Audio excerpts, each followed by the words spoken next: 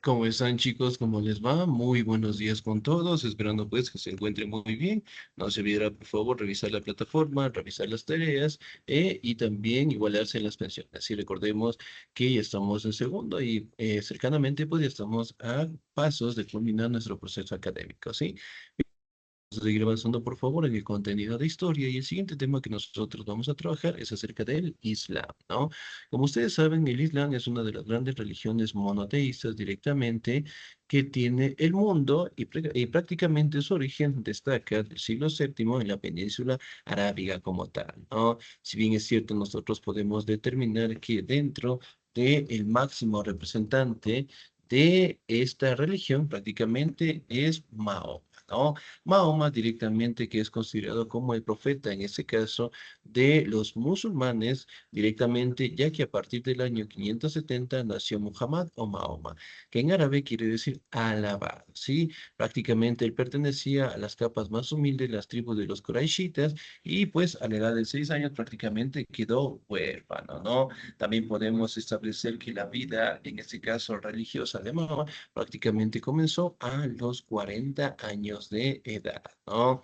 Si bien es cierto, pues podemos establecer que en el año 610 prácticamente comenzó con la predicación, ¿sí? Miren, por ejemplo, acá tenemos algunas imágenes prácticamente de cómo Mahoma, ¿sí? Daba lo que es las enseñanzas prácticamente a sus seguidores, ¿no? También podemos establecer que según la tradición, Mahoma se le apareció al arcángel Gabriel para anunciarle que directamente él sería encargado de llevar esta nueva religión, ¿no? También podemos establecer que aquí aparece la nueva religión conocida como el Islam, que significa pues resignación a la voluntad divina, ¿sí? Si bien es cierto, dentro de los primeros años prácticamente Mahoma se encargó de predicar en la Meca, ¿sí? Un sitio en donde prácticamente era bastante representativo dentro de los musulmanes, ya que directamente ahí estaban lo que son las tribus, ¿no? Inicialmente cada uno de ellos no aceptó la religión que Mahoma directamente mencionaba, ya que para aquel entonces los musulmanes tenían religiones sumamente diferentes, ¿no? Y una vez que directamente se establece lo que son las nuevas posturas por parte de Mahoma, empieza directamente un ataque hacia él y él directamente tuvo que salir directamente de este territorio, ¿no? Obviamente pues tuvo que refugiarse en Medina y a eso se le conoce como la Ejira de Mahoma, cuando tuvo que escapar directamente de Medina con la finalidad de salvar su vida, ¿no? Sin embargo, prácticamente eso no lo detuvo, siguió directamente expandiendo esta nueva religión y a la edad, bueno, en este caso, ya cuando estuvo bastante, bueno, por decirlo así, directamente en el cargo como religioso, eventualmente él falleció, ¿no? Sin embargo, prácticamente en los años 632 no se había elegido directamente quién sería, pues, el nuevo sucesor directamente de esta nueva religión. A eso directamente se quedó a cargo, en este caso, el líder político conocido como Omar, y es el suegro de Mahoma como tal, ¿no? Conocido como Abu Bakr, ¿sí? Si bien es cierto, estos dos representantes prácticamente lograron seguir con las enseñanzas de Mahoma y eventualmente lograrlo expulsar, ¿no? Entonces, si bien es cierto, expulsaron de su territorio lo que esas nuevas posturas religiosas, eventualmente se comenzó a expandir, en este caso, por todo el mundo como tal, ¿no? Si bien es cierto, prácticamente nosotros podemos establecer que el califa Osman prácticamente ordenó la recopilación directamente de los textos antiguos, directamente dictaminado por las enseñanzas de Mahoma, ¿no? A ese conjunto de 114 capítulos se le conoce como el Corán. ¿sí? Que prácticamente es un conjunto de mandatos, relatos, enseñanzas del profeta y que prácticamente lo compartía en este caso con la población, ¿no? Miren, lo tenemos acá. Sí, en donde prácticamente lo hacía con los primeros seguidores, ¿no? De igual manera, nosotros podemos establecer que dentro de la doctrina islámica prácticamente existen cinco preceptos importantes. El primero, la profesión de fe por la que se testifica que no hay más Dios que Alá y Mahoma es su profeta. La obligación de orar 5 veces al día en dirección a la Meca. Ayunar el primer mes del año, el Ramadán. Dar limosna a los creyentes musulmanes al ayudar a los necesitados y peregrinar a la Meca una vez en la vida. Están exentos los enfermos y los físicamente discapacitados, ¿no? Entonces, prácticamente aquí nos enseña, ¿sí? Lo que son valores fundamentales que cada ser humano pues debe tener, ¿no? Sin embargo, ellos directamente son muy apegados a su religión y tratan de una u otra manera cumplir lo que prácticamente el Corán menciona, ¿sí? También nosotros podemos establecer que la mezquita como tal sigue siendo un lugar sumamente sagrado para los musulmanes, ¿no? Prácticamente las características esenciales son las bóvedas paralelas. Aquí también podemos hablar en este caso que tienen nichos adornados, lo que son materiales y en este caso preciosos que adornan directamente los templos, como los cuales podemos encontrar. Miren lo que son las columnas, tenemos las cúpulas en este grado, sí, sumamente maravillosos, ¿no? De ahí directamente nosotros podemos encontrar lo que son representaciones, ¿sí? Sumamente destacadas, tanto en las paredes, en los muros, en el piso y en el techo, ¿no? Y las bases principales de su creencia, prácticamente no hay más Dios que Alá, y en este caso, Mahoma es el mensajero de Dios como tal, ¿no? Entonces, miren, si bien es cierto, pues aquí también podemos establecer prácticamente que los cinco pilares fundamentales que el Islam mantiene hasta el día de hoy son sumamente importantes, ¿no? Prácticamente nosotros podemos establecer en este caso que la religión islámica, con el pasar del tiempo, ha logrado tener pues grandes avances, ¿no?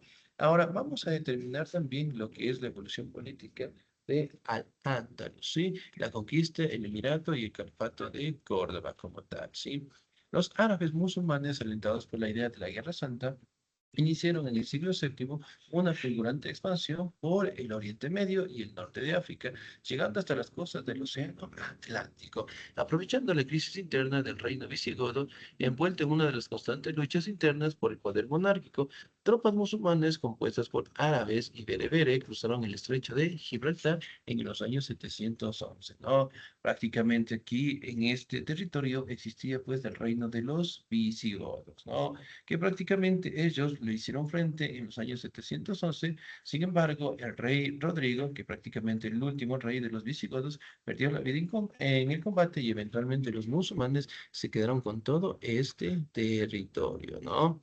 Aquí también podemos establecer que dentro del ejército de los musulmanes, los bereberes y los canicíes prácticamente eran los más representativos, ¿no? Que era prácticamente la élite musulmán que las utilizaban para los enfrentamientos, ¿no? También podemos llegar que lograron tener el territorio de Zaragoza, lograron directamente crear lo que son templos sumamente grandes, y ahí también podemos establecer que el territorio prácticamente quedó sometido por los musulmanes, ¿sí?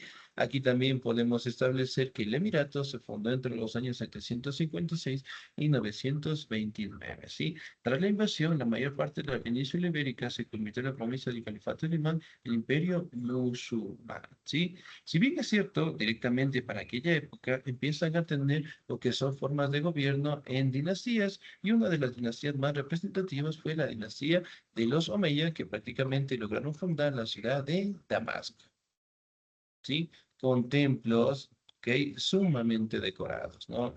Aquí también podemos establecer que a mediados del siglo octavo, prácticamente la dinastía Omeya fue atacada, en este caso por otra dinastía conocida como la dinastía Abbasí, eventualmente mataron a todos, solamente sobrevivió Al-Rahman I, ¿no? Prácticamente él logró escapar en este caso de ese ataque y después, en este caso, años posteriores, él directamente logró tener el apoyo de otros territorios y eventualmente logró derrotarlos, ¿no? Después, Al-Rahman I prácticamente fijó su capital de Córdoba, ¿sí? Si bien es cierto, en estos territorios prácticamente colocaban siempre a un emir. Emir prácticamente es un gobernador del territorio, ¿no?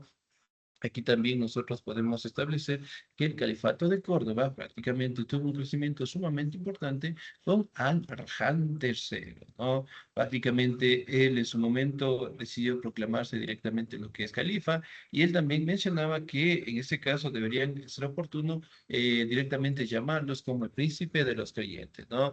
Prácticamente aquí el califa residía en el Alcázar de Córdoba, prácticamente junto a una gran mezquita bastante grande. Él construyó lo que es el palacio conocido como el Matin Sandra y que eventualmente era un sitio en donde tenía pues características religiosas sumamente importantes. Sin embargo, directamente empezó a tener lo que es un conflicto bastante grande, en este caso con el califa, en este caso en el territorio de la ciudad de Medina, ¿no? Aquí también podemos establecer que en el siglo X, Al-Mansur prácticamente tuvo una crisis sumamente muy fuerte, sí, dentro del territorio, empezaron levantamientos, empezaron crisis económicas. Aquí también podemos establecer prácticamente que Hisham II prácticamente no estaba a cargo de los poderes administrativos, sino más bien pasaba directamente dentro de su obra arquitectónica, ¿no? Conocido como directamente el Matin Sandra. Entonces, si bien es cierto, no gozaba de una buena organización política, empezaron directamente a existir rebeliones internas y externamente, ¿no? Lo que prácticamente permitió expulsar a los musulmanes, pero sobre todo directamente el legado arquitectónico todavía sigue vigente hasta el día de hoy, ¿no? Bien, chicos, nos quedamos hasta ahí, por favor. Cualquier duda, inquietud, me avisan, por favor.